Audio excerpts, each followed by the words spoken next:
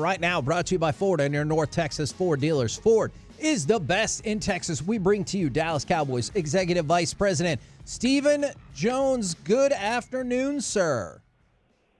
Good afternoon, guys. How you doing? We're doing well. Now, we were listening to you Friday on G-Bag and obviously talking about injury stuff right after the game. You said it'd take a few days to kind of get your hands around the info and understand it and everything like that. DeMarcus Lawrence going to the injured reserve, is that a done deal, and what can you tell us about that situation? I would say it's probably headed in that direction. It's not a done deal, but, we're getting ready to have a meeting here shortly, and actually we're going to take a team picture first and then get in here and make our final decisions for the week and see kind of where we're headed. What kind of adjustments, whether it be roster or strategy wise, can you make in this mini bye time, because you have a little extra time to look at everything? Yeah, I don't know that it's anything earth shaking. Obviously, we're looking to make sure there's not something better than our options that we have right here in terms of a guy like T. Weed and Lawson and those guys in terms of stepping up, while Micah and D-Law looking like they may miss a little time. Micah's more week to week, but D-Law probably a little more, going to miss some time. Is it safe to assume when looking at those other options that one of them would not be like a potentially super high-priced person that's sitting out there waiting to be traded? Yeah, I don't know this time of year that anyone's willing to trade their best players. So, it's just a work in progress. We'll keep our lines of communications open around the league, and if something presents itself, then we'll certainly look at it. I mean, it's no secret to anyone in the league, that we had two significant injuries in terms of Mike and D-Law. So people who might have an inkling to do something, I'm sure we'll hear from them. But, for the most part, I think no one's willing to mail anything in right now. Well, Stephen, we're always trying to figure out how to get another team's best player for a 7th-round pick. So yes. That always works good. It's always the goal, isn't it? Exactly. On the Micah Parsons front, I was hoping you could kind of walk us through like how that process goes. If Micah's week by week, I know he's going to try to be like, hey, I want to play. I want to try to play. Like, how do you have to work with the players that they desperately want to play, but you have to be like, hey, just look at the medicals. This is a bad idea. Yeah, well, our guys are very experienced between Britt Brown, who's our, number one rehab guy in terms of, and I think he's the best in the business, and then Jim Maurer. At the end of the day, it's how they're doing out there and how they're responding to their rehab and their workouts. And we're monitoring these guys. We know what they look like and, know what they should look like. And, those are things. And then, of course, just the nature of the injury and what one typically takes, and making sure we got it diagnosed right, which we think we do, and we'll go from there. Did you feel like after what you saw in the Giants game, that the run defense that you saw earlier in the first 3 games was fixed? Did you feel like that problem was taken care of after that one? Well, I think fixed is when you have consistency week in and week out, and I think everybody in this building feels the same way. It's great to get a win on the road against a divisional opponent, but we still feel like this team can continue to improve and be better, and we're not taking anything for granted here. We got to continue to get better. Obviously, Mike Zim coming in as he bringing a new scheme and new language, and knew there was going to be some growing pains, and we'll just continue to obviously, have to face challenges like we now have with D-Law and Micah, and like we've had at corner with Bland and Carson, and hopefully these guys are all headed on the right path to getting back. And in the meantime, our defense as a group and as a unit's growing, and that's the goal. And the same holds true on the offensive side. We've got to be more consistent, and I think everybody from Mike to the offensive coaching staff and Dak and CD and the players right on down the line, the offensive line group feels like we can play better.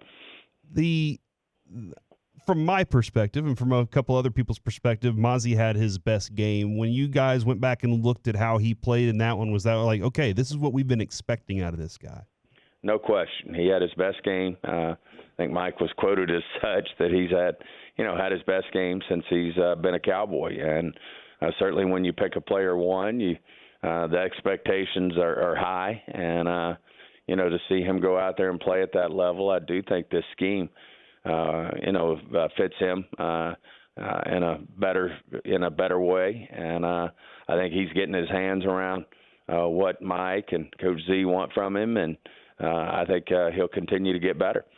Talk with Stephen Jones right here on 105.3 The Fan. I know you said you might make a move to be determined, but outside of any moves that do get made, Lawson and Golston are obviously logical options to help strengthen up the defensive line. What are your thoughts about those two players, and are those the two that obviously some more is going to be put on their plate?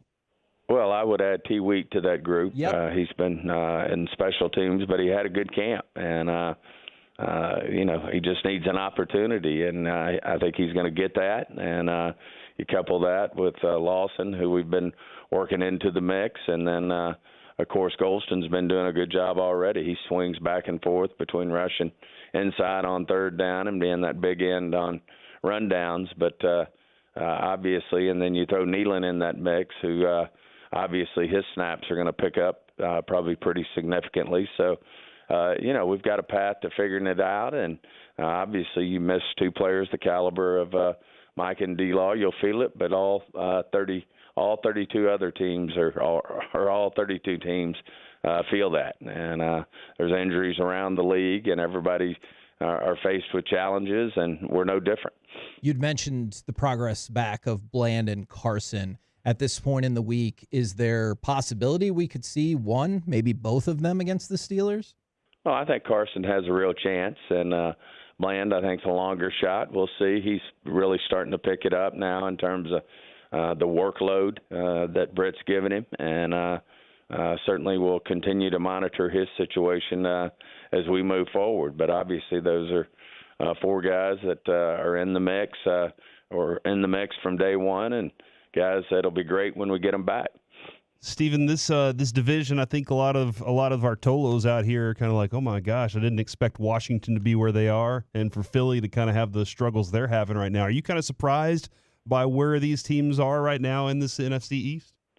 Well, nothing ever surprises you in the NFL. There's an old saying, they pay their guys too, and they've got great coaching staffs and great personnel staffs, so nothing should be surprising. Obviously, anytime you get a rookie quarterback that comes in and plays, like the Commanders quarterbacks doing, then certainly hats off. I mean, we saw Stroud do it last year for the Texans, and certainly we've got nothing but respect, and everybody knows what we think of Dan Quinn, and obviously he's doing a great job there in Washington.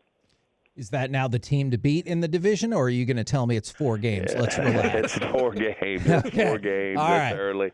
Let's see kind of how this thing plays out. But it is early in the season. I think that's what makes the NFL great, though. And, the people that cover it, the people that have a passion for it, our fans, everybody wants to judge who's going to be the Super Bowl champion and who's a playoff team and who's going to have the first pick in the draft after every week in the NFL. So that's what makes it exciting, and but it is early. All right, looking ahead to Pittsburgh, what are your thoughts on the job that they've been able to do with Justin Fields at the helm there, but defensively, aside from this past week, obviously they've been holding people around 10 points on their defense there. Yeah, well, I serve on the competition committee with Coach Tomlin. I have nothing but the utmost respect for what he's done there. He's one of the, if not the longest tenured coach in the NFL for a reason. He gets his teams prepared year in and year out, and this will be a big, big challenge for our team. And he's certainly got them playing well, and certainly got Fields playing well with their running game, which we all know, people want to see us stop the run. So I'm sure we'll get to see it, and we'll get to see how we're progressing. Do you remember when the draft was happening and Fields was in it, what you guys thought about him and what his future would hold? Yeah. I mean, we had him rated up there high. We thought he would be a successful quarterback in the NFL, and certainly, not all quarterbacks walk in the league like a Stroud and guys like that and play at a high level day one. Sometimes guys, it takes a little more time, but he's a very talented guy, a guy who I think's got a bright future in this league. Certainly Coach Tomlin and the Steeler organization are getting a lot out of him.